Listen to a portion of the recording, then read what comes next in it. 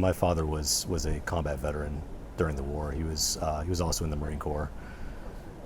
He was a crewman aboard the Huey helicopters. He was a door gunner and flew combat missions really right out of this beach. He was stationed right here, and they would go up and fly combat missions, every day. And so, growing up in the 80s and 90s, with a father who had gone through those experiences in the aftermath of that, which was a challenging time in America, it left a mark on me.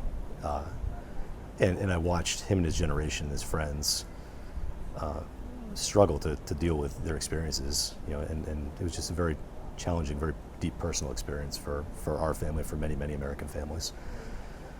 And so my first time when I was here, kind of formally assigned here back in 2013, I invited him to come out. I bought the plane ticket, and I told my wife that we were going to buy this plane ticket, and he probably wouldn't get on the plane. I knew that there was a lot of, a lot of emotion involved in something like that. But he did, Josh. He came over to Vietnam, and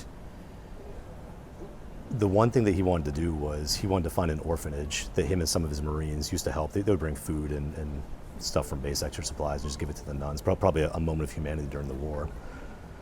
And so we found this orphanage. It's located just down the street still.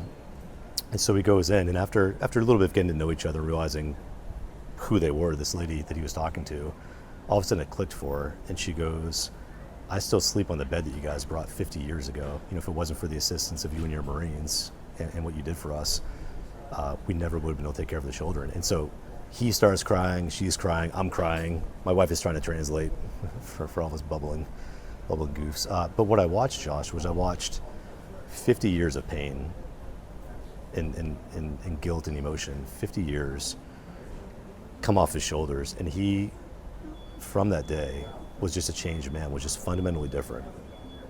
And so it made a mark on me, and it gives me shivers right now talking about it. And so over the years since then, I've been involved in multiple veterans exchanges and helped facilitate veterans who've been willing to come back. And every single time, it's been the same way, just this emotional release. These veterans who carry just so much pain from the wartime experience. And the war experience, Josh, you're a Marine, you know this, just war makes good human beings do things that they never thought they were capable of. And they live with that guilt for many years after. And it's the guilt of what they did, and it's the guilt of thinking that the people are left with all this pain. But when they come back to Vietnam, what they find is, look around. What they come and see is a energetic, thriving country, and kids today who are building their lives have a much better tomorrow. It's just this energy. And so they come here and they see that. And they see a population who doesn't harbor animosity. In fact, it's quite the opposite. Just more than 90% of Vietnamese view America positively.